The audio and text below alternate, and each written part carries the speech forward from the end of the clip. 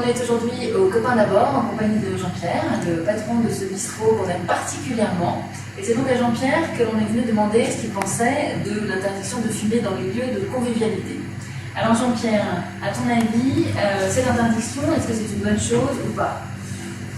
J'ai un avis assez contrasté sur la chose.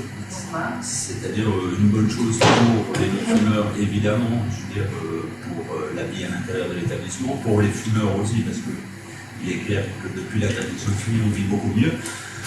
Ensuite, il y a le souci de l'extérieur à gérer, qui n'existait pas auparavant, pas de cette façon-là en tous les cas.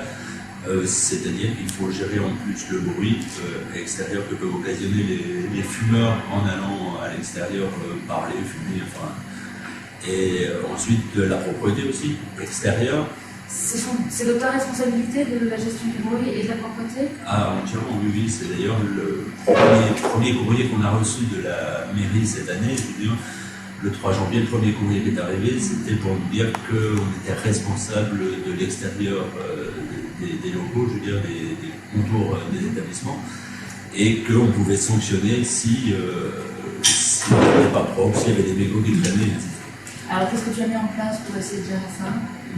Moi j'ai mis des cendriers tout autour du bar, il y a 5 cendriers autour du bar, dont 2 qui ont déjà été à moitié arrachés, donc ça c'est encore autre chose, quoi. Voilà donc ce que j'ai fait dans l'immédiat, au moins pour permettre que les lieux restent à peu près propres. Ensuite, le bruit, ça c'est encore autre chose, et chaque lieu est spécifique. Moi je n'ai encore pas trop de contraintes vu où je suis situé, mais il y a d'autres endroits, je sais à qui ça pose énormément de problèmes. Ça fait presque un mois maintenant que l'interdiction est en place. Est-ce que tu as eu des lettres, des retours, des choses comme ça ou pas encore? Pour l'instant, non. Pour l'instant, pas de retour, rien à signaler dans l'immédiat. Je ne sais pas si, comme on est en pré-campagne électorale, je veux dire, je pense que la mairie laisse peut-être couler un petit peu, je veux dire, mais je pense que ça va nous tomber dessus à un moment ou à un autre. Mais s'il y a ce problème de nuisance sonore, qu'est-ce qu'on peut faire? Qu'est-ce que toi, en tant que patron de bar, tu peux faire? C'est difficile, je veux dire, demander aux gens de faire moins de bruit, enfin, pas causer quand ils vont à l'extérieur. Mais bon, je veux dire, on est dans une contradiction assez étonnante quand même, je veux dire, sachant qu'en été, les gens ont le droit d'aller dehors. Sur les terrasses? Sur les terrasses. En été, les voisins, le voisinage a les fenêtres ouvertes, donc c'est là que ça pourrait le plus les déranger, mais là c'est toléré, on a une tolérance pendant la période d'été jusqu'au 15 novembre, entre le 15 novembre et mi-mars, on n'a plus le droit de mettre de terrasse à l'extérieur. Est-ce que ce serait une idée, ça, de faire des terrasses chauffées ou extérieures ou... Je pense que ce serait la moindre des choses, je veux dire, à faire.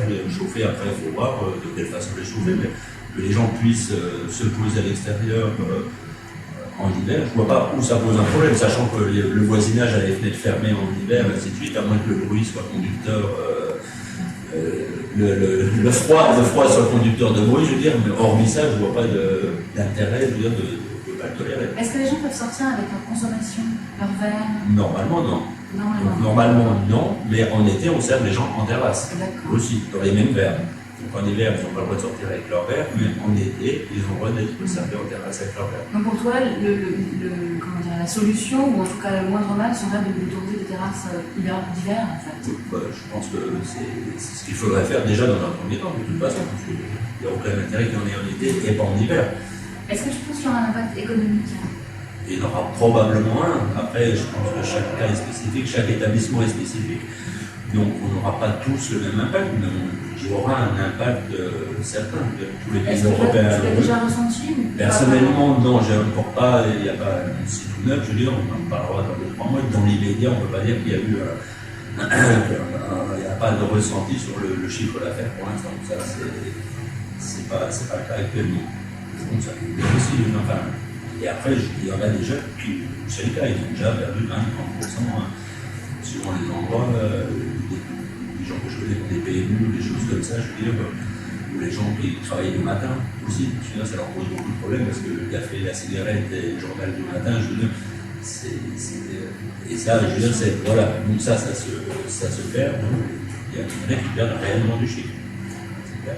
Est-ce que tu penses que cette interdiction de fumer, maintenant dans les convivialités, s'inscrit dans une volonté de gommer ou d'effacer ou d'atténuer en tout cas le nombre et l'impact que peuvent éventuellement avoir sur les riverains ces lieux?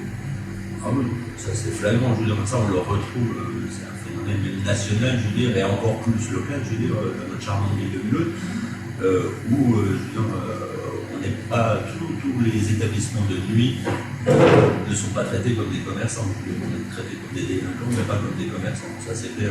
Ça se traduit comment par exemple? Ça se traduit, je veux dire, prendre juste mon cas, je veux dire, j'organise régulièrement des concerts, des choses comme ça, je veux dire, la première année, au bout de 3 mois d'ouverture, j'ai reçu un courrier de la mairie me disant que j'organisais trop de choses, je faisais trop de choses. Donc, on se demande, je veux dire, comment, enfin, c'est carrément de l'ingérence, quoi. Je veux dire, à un moment donné, du moment qu'on ne crée pas de nuisance particulière, que la police n'intervient pas, et ainsi de suite, parce que la mairie vient faire dans chaque affaire, du moment qu'on gêne personne, quoi. Tant que ces lieux participent à l'animation, donc il y a une forme de sécurité, en fait, quand il y a oui, du monde dans les rues. Bien sûr, plus il y a de monde dans les rues, et plus tout se passe bien. Je veux dire, après, il y a la politique, je veux dire, on met des caméras pour rassurer les gens, je veux dire, et puis après, la politique, je veux dire, on décide qu'il y ait plus de monde dans les rues, on améliore l'éclairage public, enfin, il y a plein de choses. Voilà, donc on est plus dans une politique de mettre des caméras et de dire, voilà, il y a des caméras, vous êtes en sécurité. Ce qui est une connerie monumentale, mais bon. Alors qu'en venant au bistrot, on est en sécurité. Ah, bah, c'est clair qu'on est en sécurité, et puis on gère aussi, je veux dire, mine de rien, je veux dire, il y a toute une part de la jeunesse qu'on gère aussi, parce que je veux dire, des gamins, au lieu d'aller d'acheter des bouteilles dans des discounters de vodka ou de whisky et de se torcher la gueule sur le trottoir, je veux dire, on les gère aussi, je veux dire, dans les bars, ça fait partie de notre rôle aussi de les gérer et de les cadrer. Et ça, personne d'autre ne le fait à votre voilà, je veux dire, donc on est ça, et puis en plus, c'est un lieu de rencontre, enfin, je veux dire, une ville, enfin, tout le monde a besoin de ça, de se rencontrer, de se croiser, de se côtoyer, c'est la richesse. C'est la richesse de chaque ville, et chaque ville devrait s'enorgueillir d'avoir des bistrots qui fonctionnent, des bars, des lieux de convivialité, et devrait venir dedans, même dans ces lieux pour voir. Parce que des fois, on les voit rarement, nos élus. on les voit à la fête de la musique, voilà, on les voit à la fête de la musique, ou bien en pré-campagne électorale, ou choses comme ça, quoi. Parce que, voilà, on ne va pas les voir plus, mais bon, juste qu'ils sachent que ça existe, je veux dire, et puis s'y passe. C'est pas forcément des lieux, des débauches complètes. Ça peut être des lieux sympas de convivialité où il se passe des choses intéressantes et même constructives. C'est une jolie conclusion. Merci Jean-Pierre, à bientôt. À bientôt.